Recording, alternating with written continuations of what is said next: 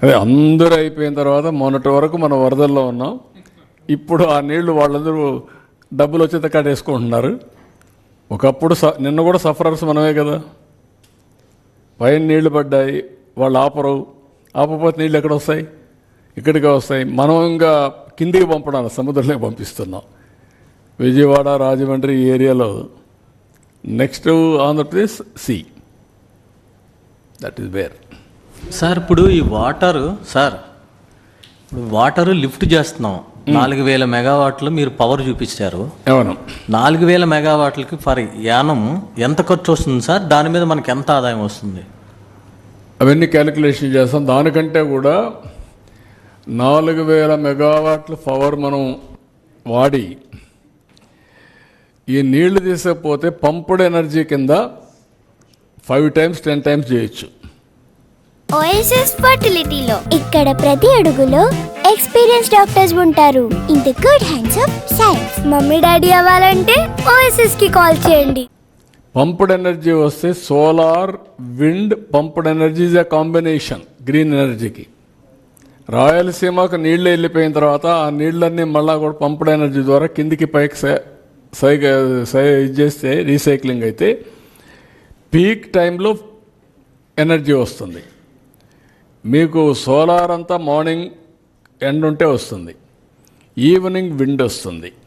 విండ్కి కూడా మనకు ఎక్కువ అవకాశం ఉంది. ఎప్పుడైనా సరే గ్యాప్ వచ్చినప్పుడు పంప్డ్ ఎనర్జీ పెట్టుకుంటే మళ్ళీ పంప్డ్ ఎనర్జీ ద్వారా వస్తుంది. ఈ 3 బ్యాలెన్స్ చేస్తే బ్యాటరీ కంటే కాస్ట్ ఎఫెక్టివ్ అవుతుంది. ఇవన్నీ గ్రీన్ ఎనర్జీ. గ్రీన్ ఎనర్జీతో నెక్స్ట్ లెవెల్ నువ్వు గ్రీన్ హైడ్రోజన్ ఇవ్వచ్చు. ఈరోజు మేము క్లియర్ చేసిన ప్రాజెక్ట్ కూడా మీరు చూస్తే గ్రీన్ హైడ్రోజన్, అది ఒరిజినల్గా నాగార్జున ఫెర్టిలైజర్స్ని ఇప్పుడు వాళ్ళు కన్వర్ట్ చేసి గ్రీన్ ఎనర్జీ పోతున్నారు. అదే మరి స్పెక్ట్రమ్ ఒక యూనిట్ ఉంటే దాన్ని కూడా తీసుకొని దాంట్లో కూడా వెళ్తున్నారు. This is the future. ఇప్పుడు అందుకే విశాఖపట్నంలో ఎన్టీపీసీ అండ్ జెన్కో 1,50,000 కోట్లతో గ్రీన్ హైడ్రోజన్కి వెళ్తున్నాం. అది కూడా మళ్ళీ బ్యాక్వర్డ్ ఇంటిగ్రేషన్, మీకంతా సోలార్, విండ్, పంప్డ్ ఎనర్జీ. ప్రపంచం మొత్తం గ్రీన్ ఎనర్జీ వైపు మూవ్ అవుతున్నారు. వన్స్ గ్రీన్ ఎనర్జీ వైపు మూవ్ అయినప్పుడు ఇండస్ట్రీస్ కూడా ఆ డైరెక్షన్ వెళ్ళిపోతున్నాయి.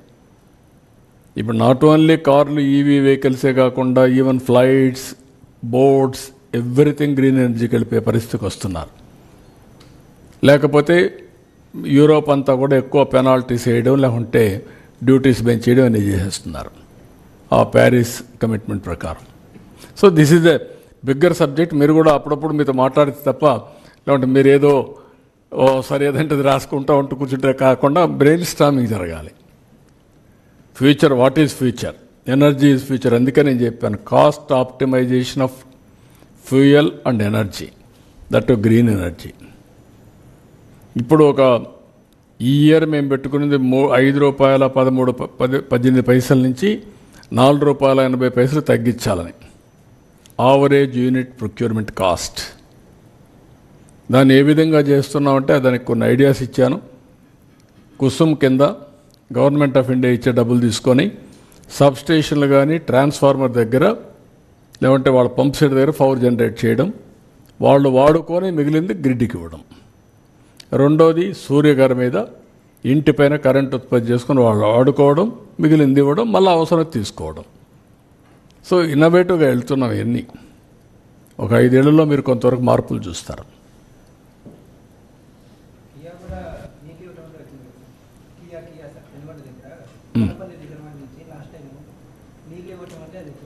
గొల్లపల్లి రిజర్వాయర్ కట్టి నీళ్ళు ఇచ్చాం కాబట్టి వచ్చారు. ఈరోజు వన్ ఆఫ్ ది బెస్ట్ ఏరియాగా తయారైంది. అక్కడ ల్యాండ్ వాల్యూ ఎంత పెరిగింది, అక్కడ ఒకప్పుడు ఏమీ లేని ల్యాండ్ వాల్యూ పెరిగిపోయింది, కోట్లకు వెళ్ళింది. కనెక్టివిటీ పెరిగింది, ఈజీ అవుతుంది. ఇప్పుడు అక్కడ ఇండస్ట్రీస్ వస్తున్నాయి, ఇంకా చాలా వస్తాయి. ఇప్పుడు కోప్పర్తి వాటర్ ఉంటే అక్కడంతా కూడా ఓర్వకల్, కోప్పర్తి, ఈ యొక్క బెంగళూరు టు హైదరాబాద్ కారిడార్, ఆ హైవే, అది ఇప్పుడు ఉండేది కాకుండా రేపు రాబోయేదిలో 8 లైన్ చేయడం, ఇవన్నీ మొన్న కూడా నేను రైల్వే మినిస్టర్తో మాట్లాడప్పుడు చెప్పాను. ఈ 4 సిటీలు 4 కోట్ల జనాభా, హైదరాబాద్, బెంగళూరు, అమరావతి, చెన్నై.